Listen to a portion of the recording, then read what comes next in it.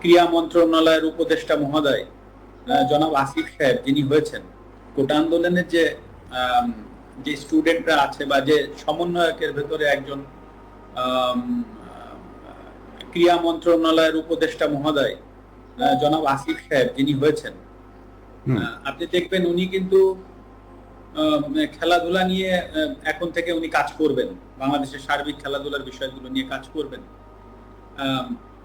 এখন যদি আল্লাহ না করুক কালকে একটা প্রবলেম হয়, আল্লাহ না করুক যদি কোনো একটা খেলাধুলায় কোনো জায়গায় প্রবলেম হয়, উনি কিন্তু প্রধান উপদেষ্টা মহোদয় ডক্টর ইউনূস স্যারের কাছে যাবেন বা সিনিয়র উপদেষ্টা মহোদয় যারা আছেন উনাদের সাথে আলোচনা করে এসেই কিন্তু উনাকে স্টেটমেন্ট দিতে হবে। ইটস ভেরি সিম্পল, কারণ উনি একটা দায়িত্বশীল জায়গায় আছেন। তো হুট করেই একটা সমস্যার সমাধান উনি একা কিন্তু এসে এই আপনাদের সামনে মানে প্রেসের সামনে হুট করে বলে ফেলতে পারবে না। তো দায়িত্বশীল জায়গাগুলো কিন্তু অনেক কিছু চিন্তা করে কথা বলতে হয়। তো সেই জায়গা থেকে সেই জায়গাটাই কিন্তু আমি ছিলাম। হ্যাঁ, আপনি আমাকে খেলোয়াড় মাশরাফি বলছেন, আমি সেভাবে উত্তর দিচ্ছি, কিন্তু এট দ্য সেম টাইমে কিন্তু আমি একটা দায়িত্বশীল চেয়ারে বসেছিলাম।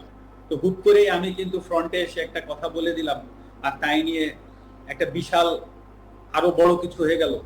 সেটার ট্যাকেল দেওয়ার ক্ষমতা আদৌ আমার আছে কিনা, বা বর্তমানে যারা কাজ করবেন তাদেরও কিন্তু এই জিনিসগুলো ভেবেচিন্তে কাজ করতে হবে। তো এটা কিন্তু ভেরি সিম্পল ব্যাপার। তো আমি যেটা বলতে চাচ্ছি যে হ্যাঁ, আমি ব্যর্থ হয়েছি, কিন্তু আসলে আমারও তো সীমাবদ্ধতা আছে বা ছিল, এটাও কিন্তু সত্য কথা। কিন্তু সেটাকে যে আমি এক্সকিউজ হিসেবে দাঁড় করাচ্ছি সেটা না, কারণ মানুষের দাবি ছিল, প্রথমত আমি একজন খেলোয়াড়, তারপরে আমি সংসদ সদস্য। আমি খেলোয়াড় থেকে আমার পরিচয় মাশরাফি না হলে আমি অবশ্যই ওই সংসদ সদস্যে আমার যে ডাক নাম ছিল, আমার নড়াইলের মানুষ চিন্ত কৌশিক নামে, সেই নামে আমি নিশ্চয়ই সংসদ সদস্য হইতে পারতাম না।